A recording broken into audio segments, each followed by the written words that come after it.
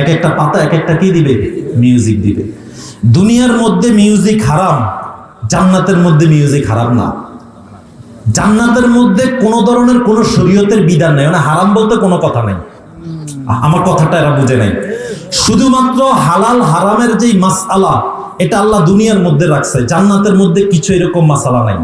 কি মন চাইছে আপনার ওইখানে সব পাবেন। এক একটা পাতা এক একটা মিউজিক দিবে। সুবহানাল্লাহ, কেমন হবে বলেন?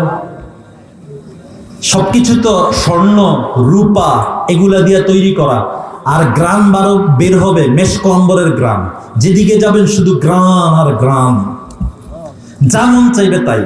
এই জান্নাতের মধ্যে গিয়েও মানুষ একটা জিনিসের জন্য আফসোস করবে, মানে কোনো আফসোসের জিনিস না, একটা জিনিস নিয়ে আফসোস করবে। এটা হইল সে যখন জান্নাতে যাবে তখন সে রেস্ট নিচ্ছে, দেখবে হঠাৎ একটা গ্রান আসছে, সে তার জান্নাতের মধ্যে এইরকম চমৎকার গ্রান আর কখনো পায় নাই।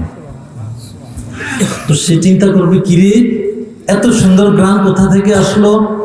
যখন সে প্রশ্ন করবে তাকে বলা হবে যে তোমার থেকে যে একবার বেশি সুবহানাল্লাহ এই শব্দটা দুনিয়াতে পড়ছে, একবার বেশি আলহামদুলিল্লাহ এই শব্দটা দুনিয়াতে পড়ছে, তোমার থেকে তার জান্নাতের স্তরটা একটু উপরে দেওয়া হয়েছে।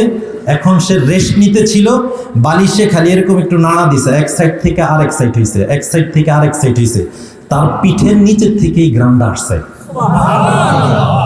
এখন সে কি বলবে জানেন? আল্লাহ, দুনিয়ার মধ্যে যদি আমি আমার কোনো সময় নষ্ট না কইরা একবার হইলেও সুবহানাল্লাহ বেশি পড়তাম, আজকে আমার জান্নাতটাও তো এরকম হইতো। এই জন্য উলামায়ে কেরাম বলে এই একটা জিনিসের জন্য আফসোস করবে, যেই জিনিসটাকে আমরা সবচাইতে বেশি অবহেলা করি, তাই সবচাইতে বেশি নষ্ট করি আমরা আমাদের সময়গুলোকে। মোবাইল বলেন, মোবাইল তো আছেই, মোবাইল বলেন, আমাদের আলাপ বলেন, দোকানের কাছে যাওয়া বলেন, মানুষ একা বাস করতে পারেন, এটা আমরা বুঝি। আপনি যান একটা নির্দিষ্ট সময়, কিন্তু সারাদিন এভাবে সময়টাকে নষ্ট করা। এমনও ছেলে আছে সারাদিন কোনো কাজ করে না, শুধু এই বেহুদা কাজের মধ্যে সময় নষ্ট করতেছে। ভাই, এটা অনেক দামি জিনিস। এই জন্য যারা আছি আশেপাশে সময়টাকে একটু কাজে লাগায়।